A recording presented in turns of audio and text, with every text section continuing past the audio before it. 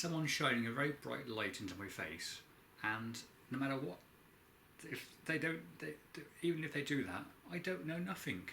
I don't know a thing. Just don't shine bright lights in my face expecting answers. What I'm going to do is read a bit of the very first Harry Potter and the Philosopher's Stone. I ain't read any of it before, so I don't know what it's going to be like when I read it, but I thought I'd give it a go. What time is it? 18:30. I can't see, of course, now because I'm blinded by the light. Wrapped up by a douchant in the roller of a night. Here are the words. Make no sense at all, do they? Talking of which, let's read this Harry Potter.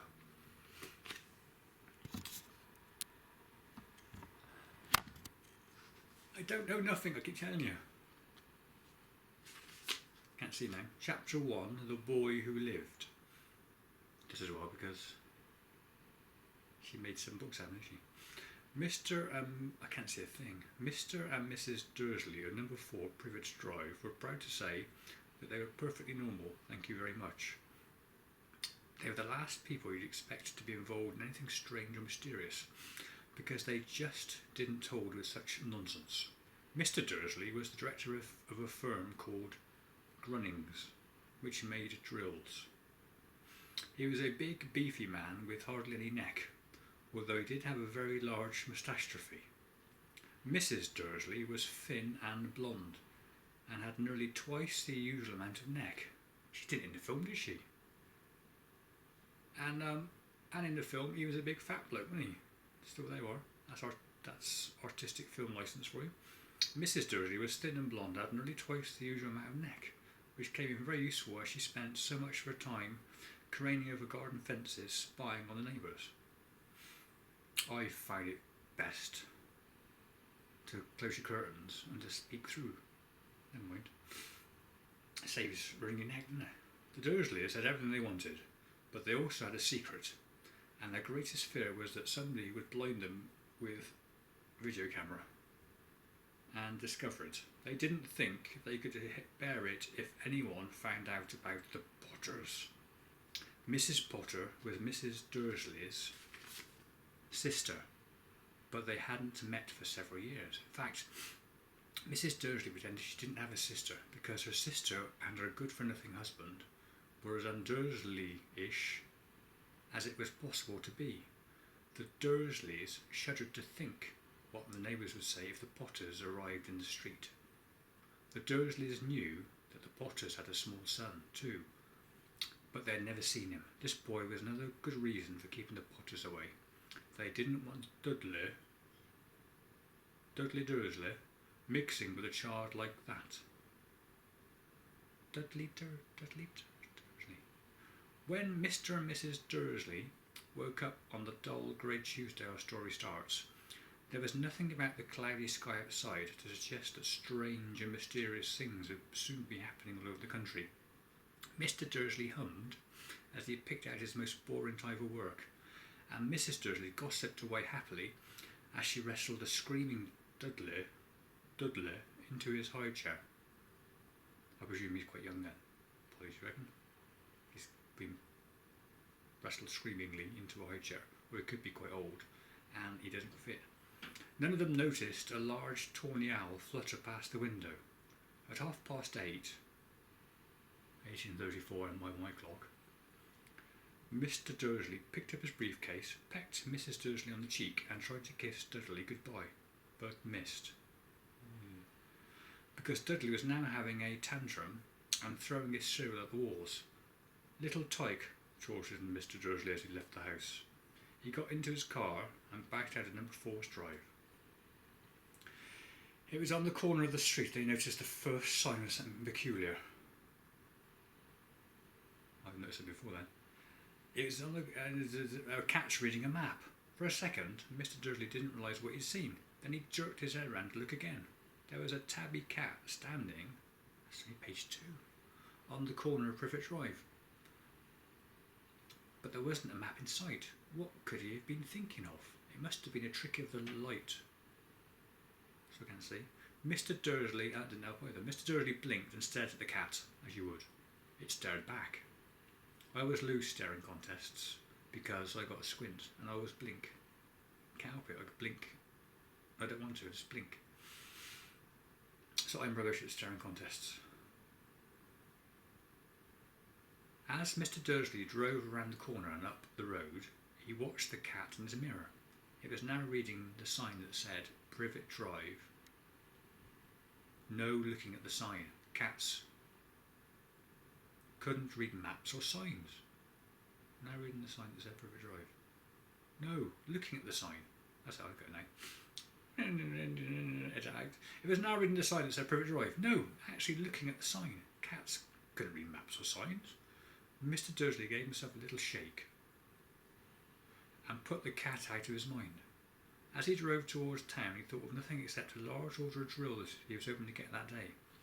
As you would, yeah. How many pages left in this chapter?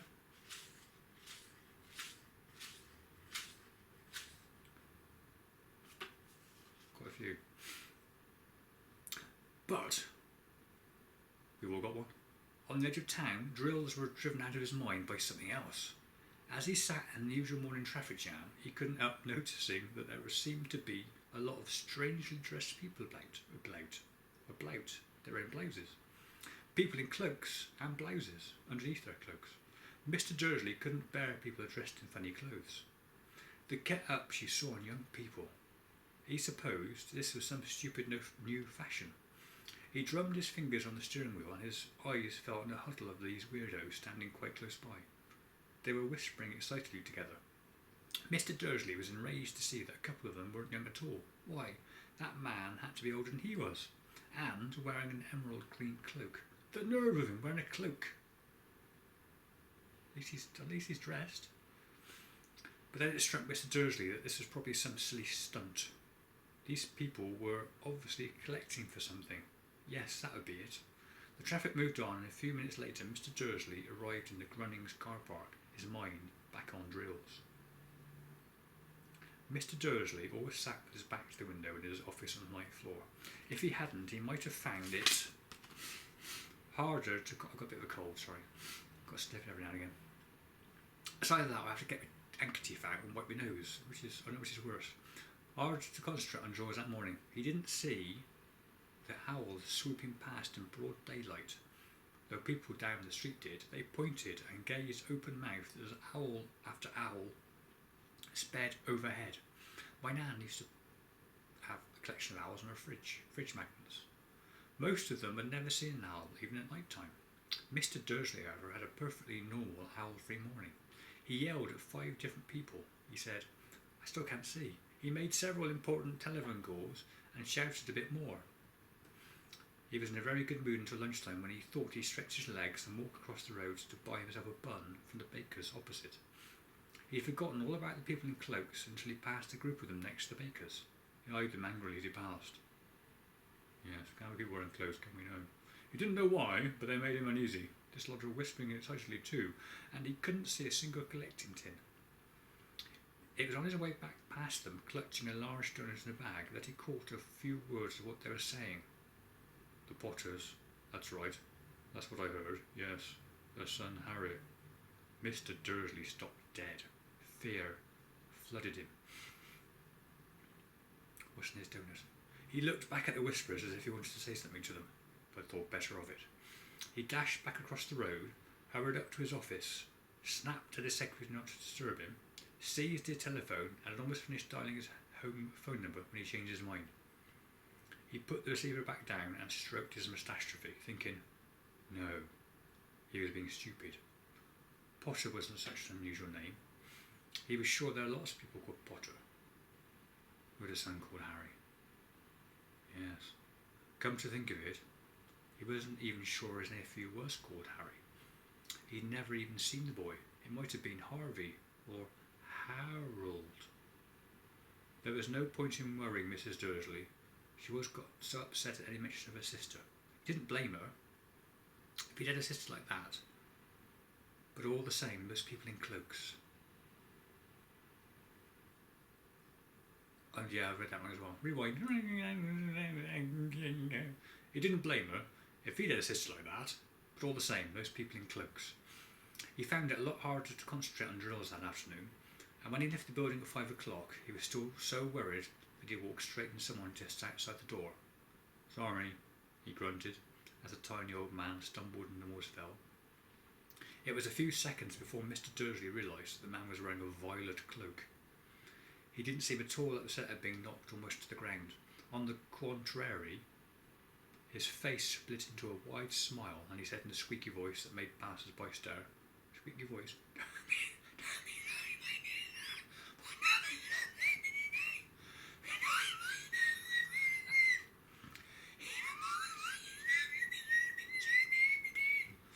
and the old man hugged Mr. Dursley around the middle and walked off.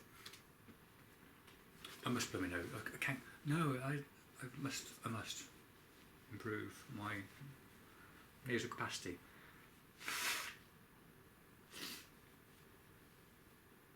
Anyway, yes. Can you have seen that? Where was I? Oh yes, yeah. Mr. Dursley stood rooted to the spot. He had been hugged by a complete stranger. Ew, this is wearing a cloak. He also thought he'd become a muggle, whatever that was. He was rattled. He hurried to his car and set off home, hoping he was imagining things, which he had never hoped before, because he didn't approve of imagination. As he pulled into the driveway of number 4, the first thing he saw, and didn't improve his mood, was the tabby cat he spotted that morning. It was now sitting on his garden wall. He was sure it was the same one. It had the same markings around its eyes. "Shoo!" said Mr. Dursley loudly. The cat didn't move. It just gave him a stern look. Was this normal cat behaviour, Mr. Dursley wondered. Trying to pull himself together, he let himself into the house. He was still determined not to mention anything to his wife. I need to slurp. So I should slurp.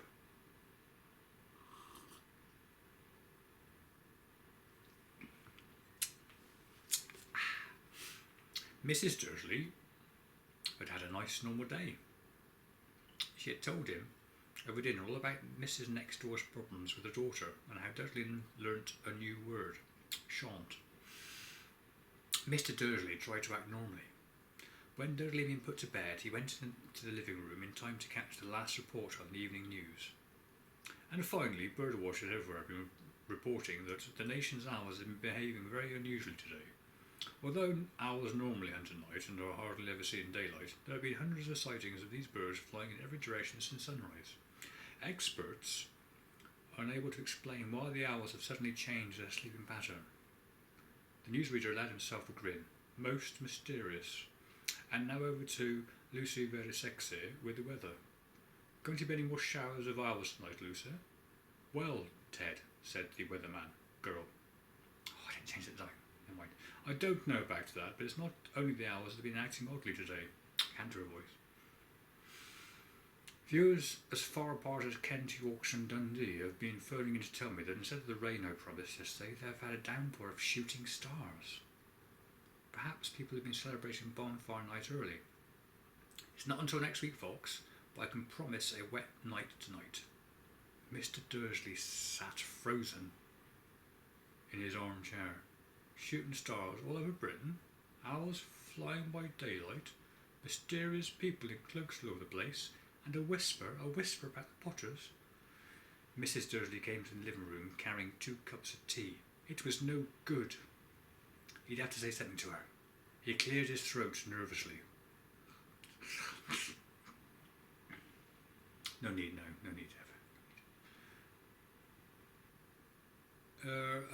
Petunia, dear, you haven't heard from your sister lately, have you? As he had expected, Mrs. Dursley looked shocked and angry. After all, they normally pretended she didn't have a sister. No, she said sharply. Why? Funny stuff on the news, Mr. Dursley said. Owls, shooting stars, and there were a lot of funny looking people in town today. So, snapped Mrs. Dursley.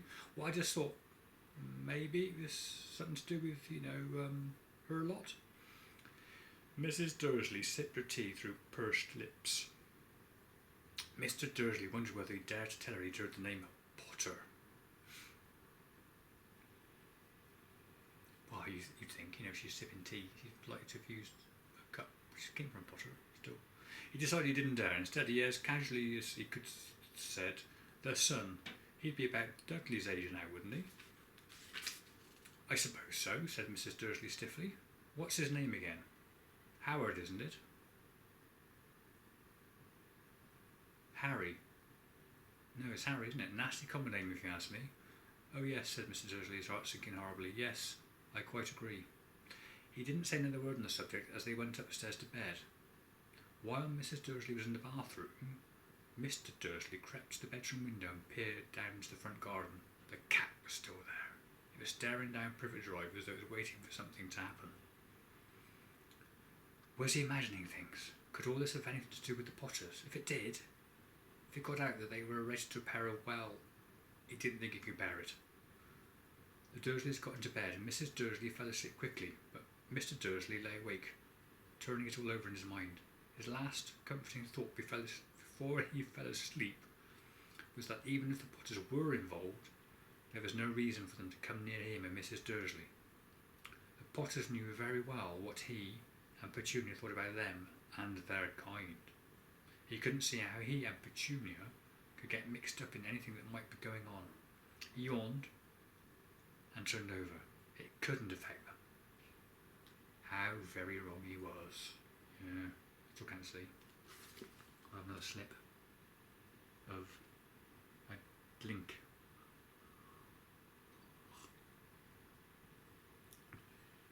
There's 19 pages in the first chapter. It would take me quite a long time to do this, and even then, longer if I keep on chatting in between. Mr. Dursley might have been drifting into an uneasy sleep, but the cat on the wall outside was showing no signs of sleepiness. It was sitting as still as a statue, its eyes fixed unblinkingly on the far corner of Privet Drive. It didn't so much quiver when a car door slammed in the next street, nor when two owls swooped overhead. In fact, it was nearly midnight before the cat moved at all. A man appeared on the corner the cat had been watching. Appeared so suddenly and silently, you'd have thought he just popped out of the ground. The cat's tail twitched and his eyes narrowed. Nothing like this man had ever been seen in Privet Drive. He was tall, thin, and very old, judging by the silver of his hair and beard, which were both long enough to tuck into his belt. Beard catastrophe. He was wearing long robes, a purple cloak which swept the ground, and high-heeled, buckled boots. His blue eyes were light, bright, and sparkling behind half-moon spectaculars, and his nose was very long and crooked. No, it's all gone fuzzy. The man's name was Albus Dumbledore. Albus Dumbledore didn't seem to realise that he had just arrived in the street where everything from his name to his boots were unwelcome. He was busy rummaging his cloak, looking for something, but he did seem to realise that he was being watched, because he looked up suddenly at the cat, which was still staring at him from the other end of the street. For some reason, the sight of the cat seemed to amuse him. He chuckled and muttered, "I should have known." He had found what he was looking for. I still haven't found what I'm looking for. You too? Yeah. It seemed to be a silver cigarette lighter. He flicked it open, held it up in the air and clicked it. The nearest street lamp went out with a little pop. He clicked it again. The next lamp fled into darkness. 12 times he clicked the put-outer. That's wind power, isn't it? He's using. As a wizard, he's using power of the wind. 12 times he clicked the put-outer until the only lights left in the whole street were 2 tiny pinpricks in the distance, which were the eyes of the cat watching him. So it's all completely dark apart from the cat. But doesn't that suppose there's moonlight as well? For the cat's eyes to be reflecting. Still, carry on. If anyone looked out of their window now, they would, even beady-eyed Mrs. Dursley, they wouldn't be able to see anything that was happening down on the pavement. Dumbledore slipped the put-outer back inside his cloak and set off down the street towards number 4, where he sat down on the wall next to the cat. He didn't look at it, but after a moment he spoke to it. "Fancy seeing you here, Professor McGonagall." He turned to smile at the tabby, but it had gone. Instead, he was looking at a rather severe-looking woman who was wearing square glasses, exactly the shape of the markings the cat had around his eyes. She too was wearing a cloak. Not a cloak, someone wearing a cloak. Scary. Her black hair was drawn into a tight bun. She looked distinctly ruffled. "How did you know it was me?" she asked. "My dear Professor, I've seen a cat sit so stiffly." Sorry, rewind again. "My dear Professor, I've never seen a cat sit so stiffly." "You'd be stiff if you'd been sitting on the brick wall all day," said Professor McGonagall. "All day? When you could have been celebrating. I must have passed a dozen feasts and parties on my way here." Professor McGonagall sniffed angrily. "Oh yes, everyone's celebrating all right," she said impatiently. "You'd think they'd be a bit more careful, but no. Even the Muggles had noticed that was going on. It was on their news." She jerked her head back at the Dursleys' dark living room. "I heard it. Flocks of owls, shooting stars. Well, they're not completely stupid. They were bound to notice something. Shooting stars down in Kent? I bet that was Daedalus Diggle. Daedalus Diggle? Another letters. Diggle. He never had much sense." "You can't blame them," said Dumbledore gently. "We've had precious little to celebrate for 11 years. "I know that," said Professor McGonagall irritably, "but there's no reason to lose our heads. People are being downright careless. Out on the streets in broad daylight, not even dressed in Muggle clothes, swapping rumours." She threw a sharp, sideways glance at Dumbledore here, as though hoping he was going to tell her something, but he didn't, so she went on. "A fine thing it would be if, on the very day you-know-who seems to disappear at last, the Muggles find out about us all. I suppose he really has gone, Dumbledore." "It certainly seems so," said Dumbledore. "We have much to be thankful for. Would you care for a sherbet lemon?" "A what?" "A sherbet lemon. They're a kind of Muggle sweet I'm rather fond of." "No, but I will have a drink of, what was it? Oh, lemonade corn whiskey with orange fizzy stuff. Good for a reading, it is. But not for good talking out loud." "No, thank you," said Professor McGonagall coldly, as though she didn't think that was the moment for sherbet lemons. "I'm sorry. As I say, even if you know who has gone, my dear Professor, surely a sensible person like yourself can call him by his name. All this you-know-who nonsense." That's Macbeth. I know it's Macbeth, isn't it? It reminds me of Macbeth.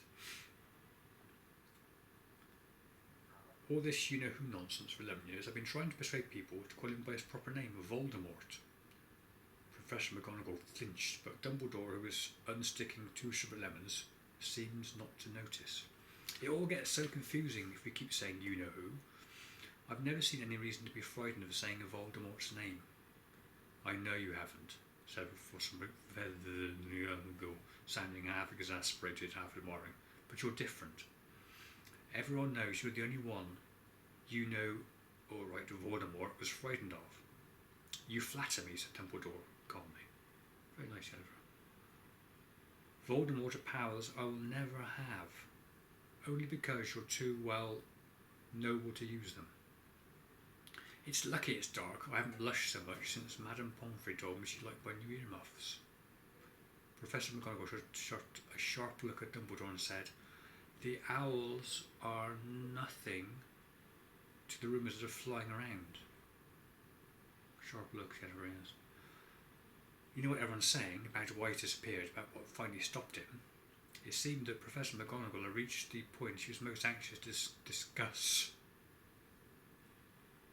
The real reason she had been waiting on a cardboard on top of a cold, hard wall all day. For neither as a cat nor as a woman had she fixed Dumbledore with such a piercing stare as she did now. It was plain that whatever everyone was saying, she was not going to believe it until Dumbledore told her it was true. Dumbledore, however, was choosing another sherbet lemon and did not answer. What they're saying, she pressed on, is that last night Voldemort turned up in Godric's Hollow. He went to find the Potters. The rumour is that Lily and James Potter are that they're dead. Dumbledore bowed his head. Professor McGonagall gasped. Lily and James. I can't believe it. I don't want to believe it. Oh, Albus. Dumbledore reached out and patted her on the shoulder. I know, he said heavily. Professor McGonagall's voice trembled as she went on. That's not all. I haven't put record, haven't I? Please have press record. They're saying he tried to kill the Potter's son, Harry, but he couldn't. He couldn't kill that little boy. No one knows why or how, but they're saying that when he couldn't kill Harry Potter, Harry Potter, Harry Potter, Voldemort's powers somehow broke, and that's why he's gone.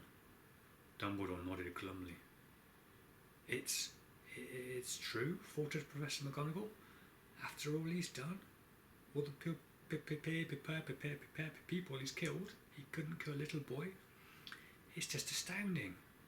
Of all the things to stop him, but how in the name of heaven did Harry survive? Can only guess, said Dumbledore. We may never know. Professor McGonagall pulled out a lace handkerchief and dabbed at her eyes beneath her spectacles. I won't do it on mine because, it's heavily used. Dumbledore gave a great sniff as he took a golden watch from his packet of watches and examined it. It was a very odd watch, like all the other watches he had in his packet of watches that he kept in his pocket. It had 12 hands but no numbers. Instead, little planets were moving around the edge. It must have made sense to Dumbledore, though, because he put it back into his pocket and said, Hagrid's late. I suppose it was he who told you I'd be here, by the way. Yes, said Professor McGonagall. I don't suppose you're going to tell me why you're here, of all places. I've come to bring Harry to his aunt and uncle. They're the only family he has left now. You don't mean... You can't mean the people who live here, cried Professor McGonagall, jumping to her feet and pointing at number 4. Dumbledore, you can't. I'm watching them all day. You couldn't find 2 people who are less like us.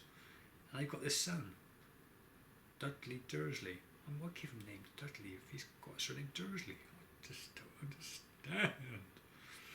I saw him kicking his mother all the way up the street, screaming for sweets. Harry Potter, come and live here. It's the best place for him, said Dumbledore firmly. His aunt and uncle will be able to explain everything to him when they've let him grow up and become older. I've written him a letter. A letter? Repeated Professor McGonagall faintly, sitting back down on the wall. Really, Dumbledore, you think you can explain all this in a letter? These people will never understand him. He'll be famous, a legend. I wouldn't be surprised if today was known as Harry Potter Day in future. There will be books written about him. Every child in our world will know his name. Harry Potter. Exactly, said Dumbledore, looking very seriously at the top of his half-moon glasses. I've got half-moon glasses. It'd be enough to turn any boy's head. Famous before he can walk and talk. Famous for something you won't even remember. Can't you see how much better off he'll be growing up away from all that until he's ready to take it? Professor McGonagall opened her mouth, changed her mind and swallowed, and then said, Yes, you're right, of course. But how is the boy getting here, Dumbledore? She eyed his cloak suddenly, as though she thought he might be hiding Harry underneath it. Hagrid's bringing him. You think it wise to trust Hagrid with something as important as this? I would trust Hagrid with my life, said Dumbledore. I'm not saying his heart isn't in the right place, said Professor McGonagall grudgingly, but you can't pretend he's not careless. You just tend to... What was that? A low rumbling sound had broken the silence around them. It grew steadily louder as they looked up and down the street for some kind of headlight. It swelled to a roar as they both looked up at the sky, and a huge motorbike fell out of the air and landed on the road in front of them. If the motorbike was huge, it was nothing. It was nothing to the man striding aside it. He was almost twice as tall as a normal man, and at least 5 times as wide. He looked simply too big to be allowed, and so wild. Long tangles of bushy black hair and beard hid most of his face. He had hands the size of dustbin lids, and his feet in their leather boots like baby dolphins. In his vast, muscular arms he was holding a bundle of blankets. "Hagrid," said Dumbledore, sounding relieved. "At last. And where did you get that motorbike?" "Borrowed it, Professor Dumbledore, sir," said the giant, climbing carefully off the motorbike as he spoke. "Young Sirius Black lent it to me. I got him, sir." "No problems with that?" "No, sir. House was almost destroyed, but I got him out all right before the Muggles started swarming round. He fell asleep as we were flying over Bristol." And could be stopping now, because oh no, I'm almost there actually. Yeah, I'm going on camera now. I did press start button, didn't I?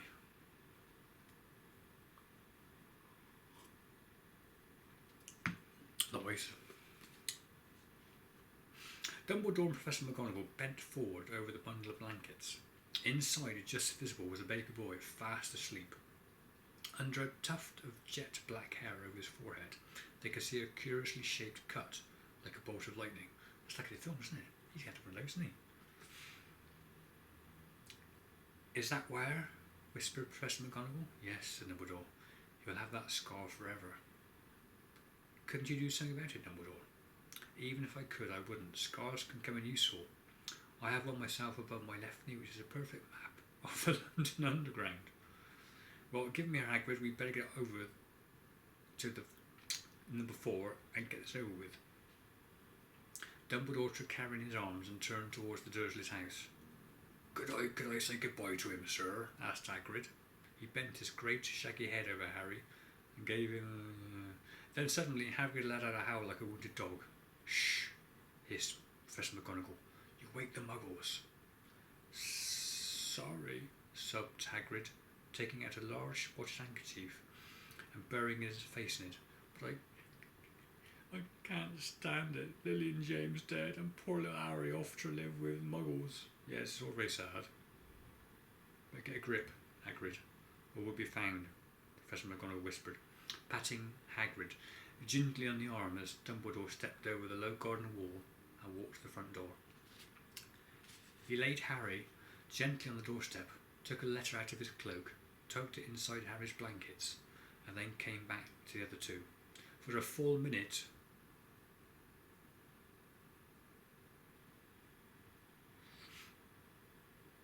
against the clock, these glasses on, the three of them stood and looked at the little bundle. Hagrid's shoulders shook. Professor McGonagall, blinked furiously, and the twinkling light that usually shone from Dumbledore's eyes seemed to have gone out. "Well," said Dumbledore firmly, and finally, "that's that. We've no business staying here. We may as well go and join the celebrations." "Yeah," said Hagrid in a very muffled voice.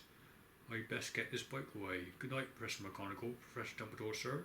Wiping his streaming eyes in his jacket sleeve, Hagrid swung himself onto the motorbike and kicked the engine into life.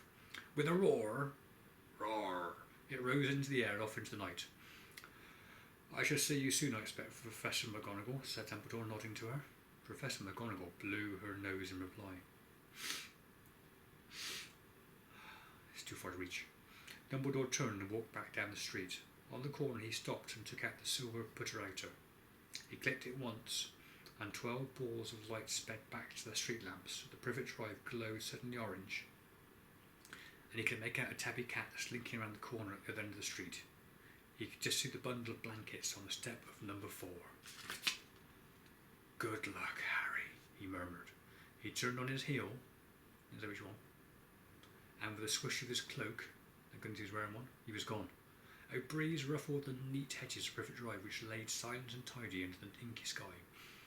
The very last place you would expect astonishing things to happen. Harry Potter rolled over in his blankets without waking up. One small hand closed on the letter beside him, and he slept on. Not knowing he was special, not knowing he was famous, not knowing he would be woken in a few hours' time by Mrs. Dumbledore's scream as she opened the front door to put out the milk bottles. Was there a comma there? One small hand, not knowing he was famous, not knowing he'd be woken in a few hours' time by Mrs. Dursley's scream as she opened the front door to put out the milk bottles, nor that he would spend the next few weeks being prodded and pinched by his cousin Nedley. How lovely. He couldn't know at that very moment, people meeting in secret over the country were holding up their glasses and saying in hushed tones, "To Harry Potter, the boy who lived." Got there, we got there. Now we find out if we press the button. So that's the very first chapter of Harry Potter. So it's a blonde and a beefy bloke. Instead we got a strange curly-haired brunette and yeah, Richard Griffiths.